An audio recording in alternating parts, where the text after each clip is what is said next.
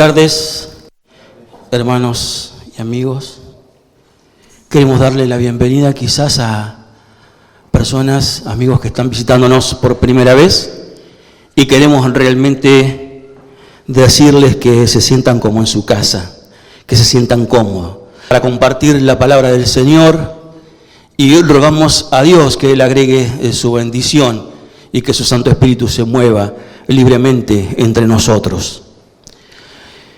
Les traigo saludos de don Roberto Zárate, que estuve hablando por teléfono el jueves a la noche y está bien, se está recuperando y agradece las oraciones de toda la congregación en favor de él.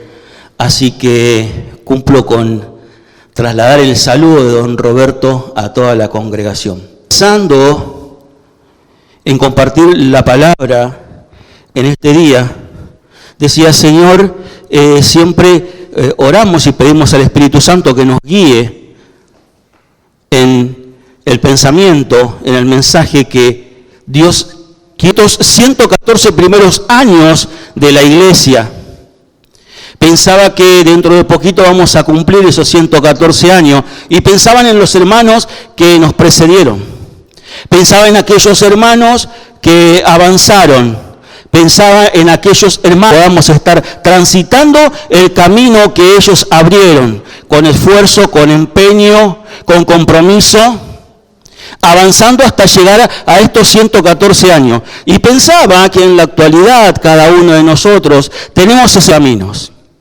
Y vaya si la iglesia no avanza, nuestra congregación local. Pensaba que uno de los caminos que se está abriendo hace un tiempo es la iglesia Kid. Una necesidad que tenía la iglesia, enseñar la palabra de Dios, de poder enseñar la Biblia a los niños desde la temprana edad. Era un ministerio, un servicio que no tenía la iglesia, sin embargo, un puñado muy pequeño de hermanos toma el compromiso para desarrollarlo en el fondo con muchos chiquitos. Y seguía pensando y me acordaba del centro cristiano que tenemos en la iglesia, académico. También un grupo pequeño, el poder estar trabajando, abriendo un camino nuevo. ¿Para qué? Para la sociedad, para que conozca el Evangelio, para que conozca las buenas nuevas de Jesucristo, y también para que muchos de nosotros podamos estar involucrados, trabajando. Y pensaba en eso. Pensaba que estamos en un tiempo de avanzar. Pensaba que estamos en un tiempo de ir abriendo caminos. Cuando pensaba en esto, me llevaba, por la gracia de Dios, la he podido estar estudiando y compartiendo. Y para que más o menos nos pongamos en contexto, quizás algunos hermanos y amigos que no nos conocen, este apóstol Pablo escribe una carta a las iglesias que estaban en Galacia. Y este estilo de carta que el apóstol hace, redacta, tiene un estilo o una retórica deliberativa, lo cual significa que él iba a estar hablando para poder convencer a los hermanos de esas iglesias a que vuelvan del error que estaban cayendo. Había una secta que se llamaban los judaizantes, la cual decían que no solamente el creer en Cristo nos hace suficiente, sino que también todo este problema derivó en un concilio en Jerusalén cuando nosotros vamos al libro de los Hechos capítulo 15. Y ahí las columnas de la iglesia de los apóstoles Pedro, Jacobo y Juan, en ese concilio se determina y se decide, de acuerdo a lo que dice Hechos 15, que a los gentiles, todos aquellos que no son judíos, que a los gentiles no se le imponga ningún otro yugo, sino solamente el guardarse de la idolatría, de fornicación, de ahogados y de sangre. Eso era todo lo que tenían que guardar los hermanos gentiles de las iglesias de Galacia hasta hoy día. En ese mismo concilio se le da la diestra de participación a Pablo y a Bernabé, porque ellos entienden que el mismo Espíritu Santo que operó en los apóstoles, también actuó en Pablo y Bernabé. Entonces el apóstol Pablo empieza a escribir esta carta, básicamente para argumentar que el hombre y la mente por la fe en Jesucristo. No hay que agregar nada más. El hombre y la mujer es justo delante de Dios por la fe en Jesucristo.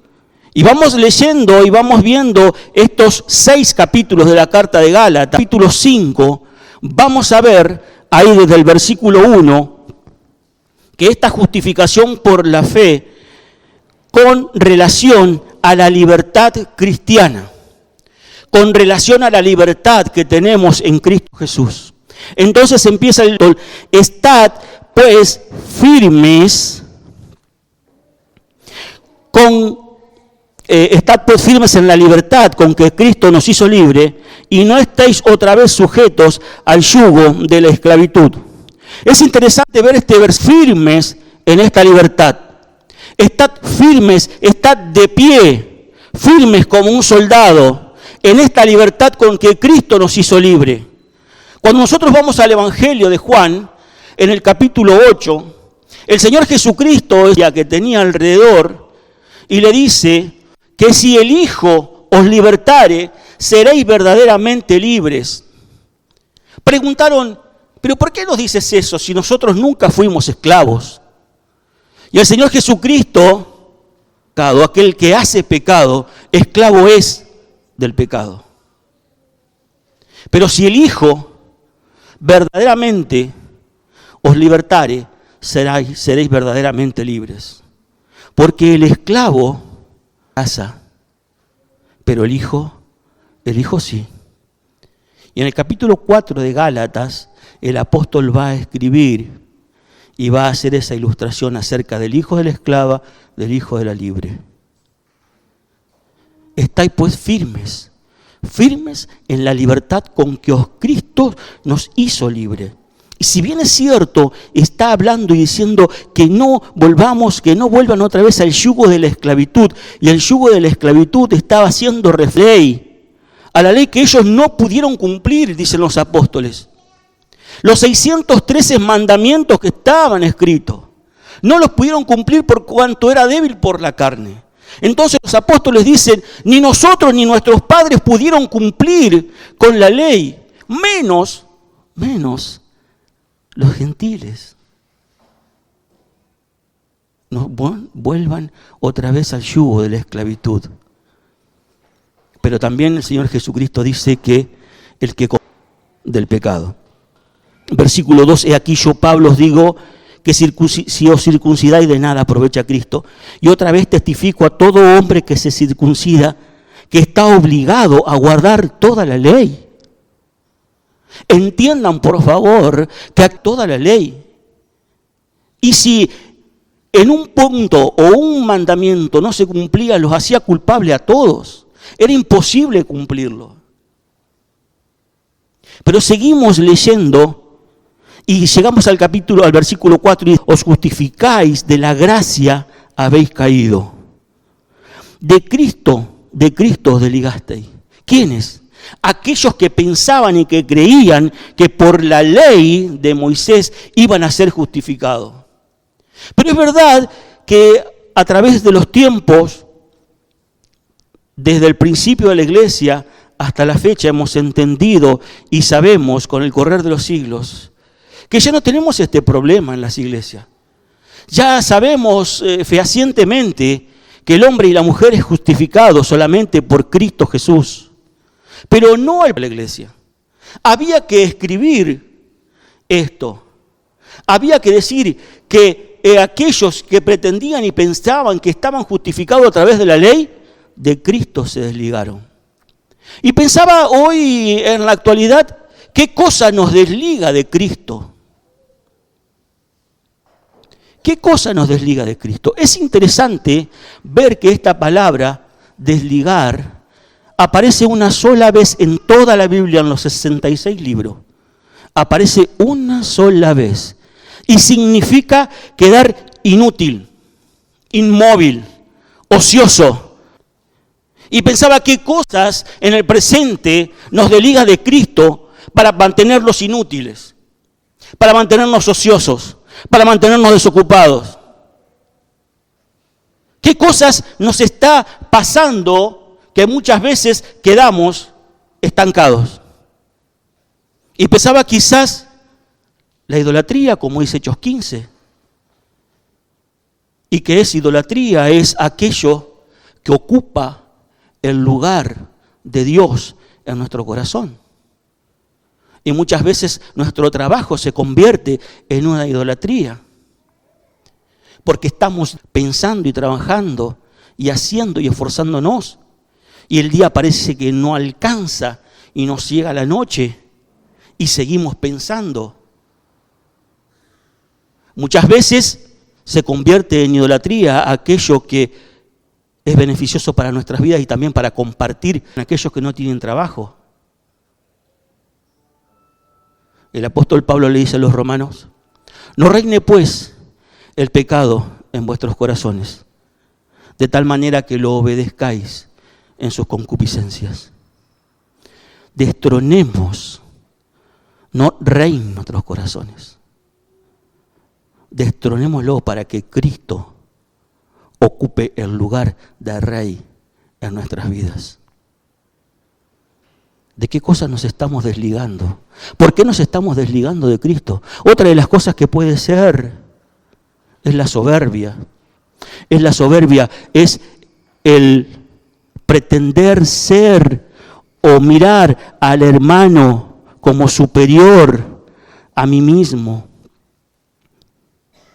Es estimarme a mí mismo como superior al hermano. Puede ser que nos desligue de Cristo. Puede ser que con el tiempo nos estanque y nos mantenga inútiles y no nos deje avanzar abriendo caminos. Puede ser la desobediencia a Dios. El apóstol Pedro en el capítulo 1 de su primera carta dice que fuimos salvos para obedecer. Puede ser la desobediencia. Pero sigue el versículo y dice: de la gracia habéis caído. Y en este versículo y estas dos frases, de ninguna manera y bajo ningún punto de vista significa pérdida de salvación. Tanto el desligarnos de Cristo como el caer de la gracia no significa que estemos perdiendo la salvación.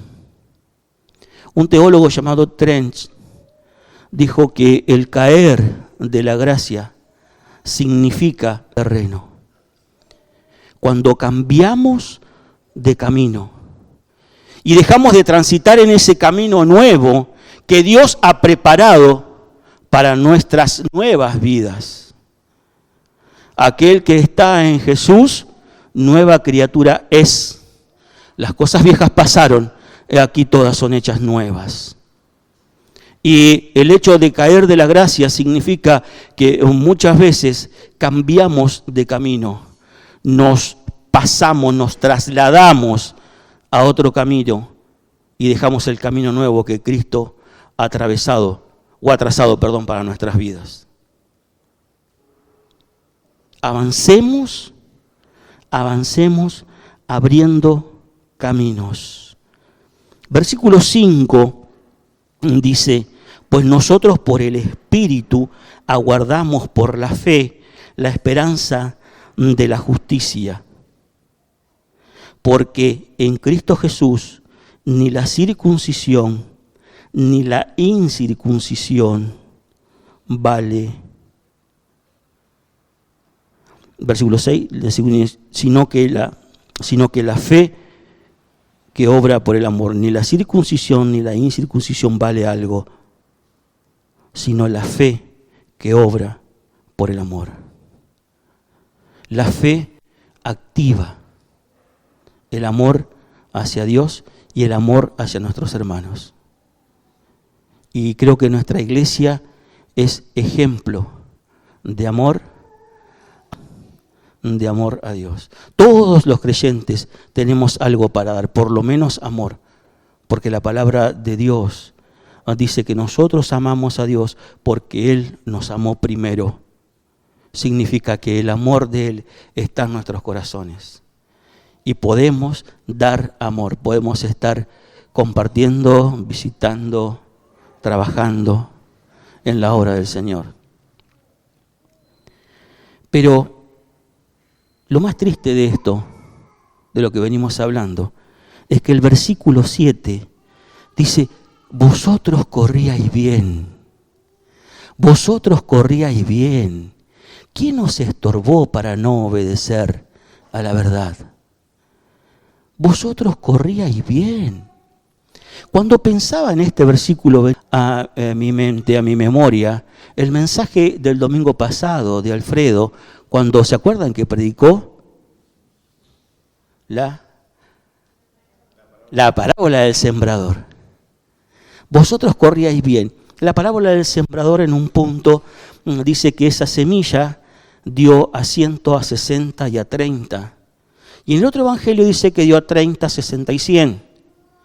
Y yo creo que es de acuerdo a cada una de las personas que toma una decisión por Cristo. Quizás en principio el primer amor, salgamos y nos llevemos el mundo por delante y empecemos a trabajar y a brindar y a provocar y a producir frutos para la gloria de Dios, y con el tiempo dejamos de producir a 100 y volvemos y pasamos a 60 y luego pasamos a 30. Pero quizás hay otros hermanos que empiezan con 30, siguen con 60 y terminan con 100. El punto es que, me acordaba de esto, corríais bien. Estábamos produciendo al 100 por uno. ¿Qué os estorbó? ¿Quién los estorbó para no obedecer a la verdad? Dice que cuando el sembrador salió a sembrar y la semilla cayó junto al camino, vinieron las aves del cielo. Y el Señor Jesucristo explica la parábola y dice que esas aves del cielo la compara con el malo, con el enemigo de Dios. Y seguimos estudiando y leyendo las parábolas de Mateo 13, 7 parábolas. Y dice que el reino de los cielos es semejante a un grano de mostaza, que luego se hizo un gran árbol, y lo compartíamos con algunos hermanos. Y luego se hizo un gran árbol, y dice que las aves del cielo habitaron en sus ramas. Significa que el malo que estaba afuera, hoy está dentro.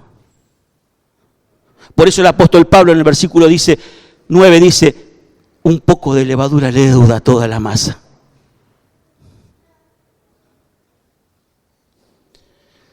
Últimos 5 minutos, hermano, y termino.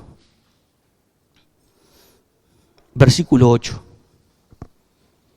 Esta persuasión no procede del que os llama. Gálatas 1:6.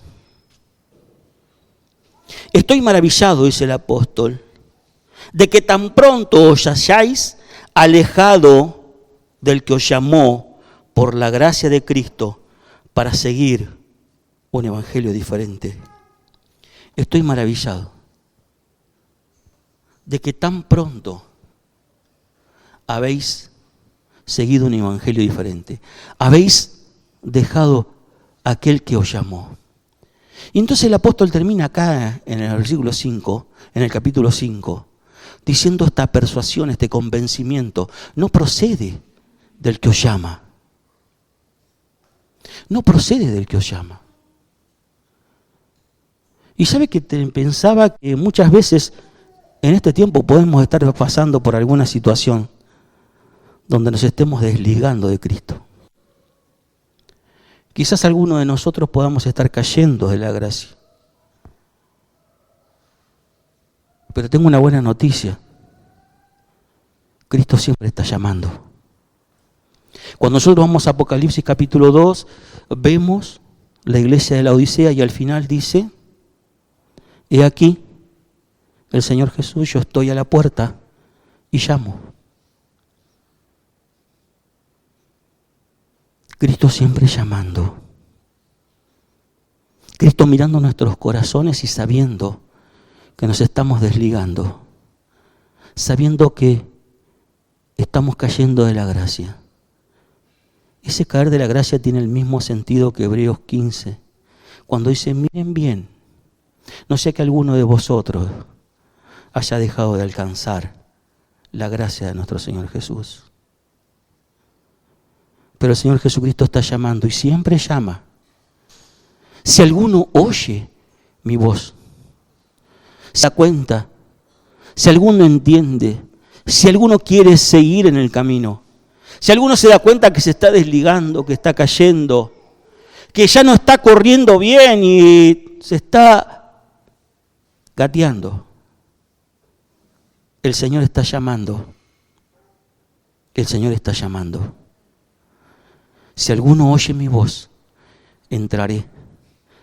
Fíjense que no dice si la congregación, si la iglesia, están haciendo referencia individualmente. Si alguno, no todos, si alguno oye mi voz, entraré a él, cenaré conmigo, tendremos una comunión, restableceremos la comunión que teníamos antes.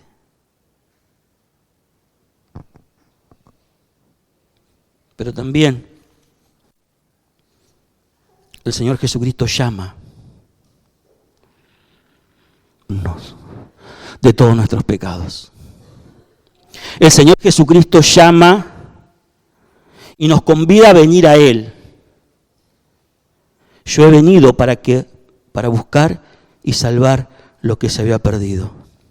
Este Señor Jesucristo es el que cargó el pecado de toda la humanidad y la llevó a la cruz del Calvario. Dice la palabra de Dios, ese acta que nos era contraria fue clavado en la cruz del Calvario.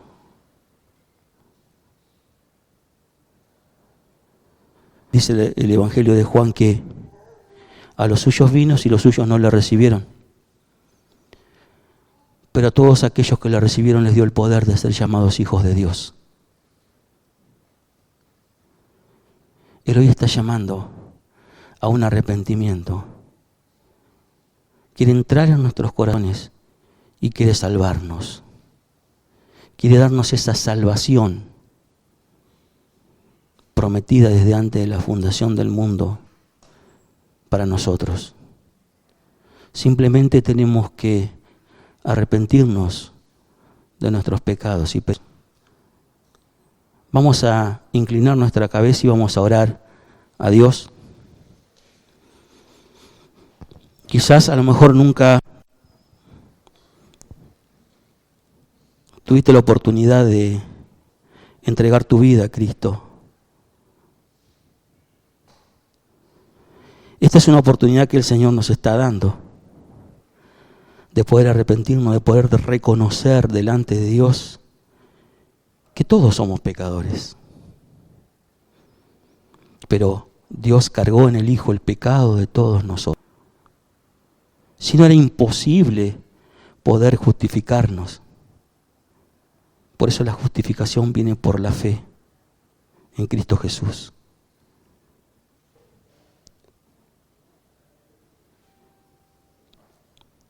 Padre nuestro, que estás en el cielo, te damos las gracias en el nombre del Señor Jesús por permitirnos abrir tu palabra, poder extraer de ella riquísimas enseñanzas para nuestras vidas.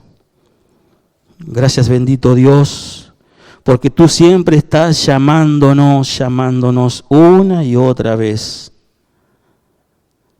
Señor, te rogamos que si en medio nuestro hay hermanos que quizás nos hemos desligado y hemos caído de la gracia, que podamos arrepentirnos y volver a ti.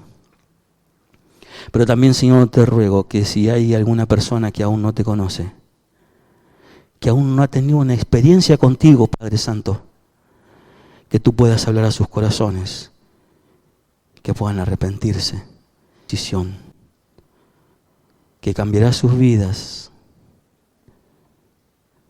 y también podrán heredar la vida eterna que tú has prometido a todos aquellos que creen en tu Hijo Jesucristo.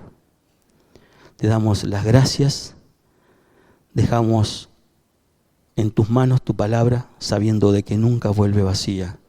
En el nombre del Señor Jesús. Amén.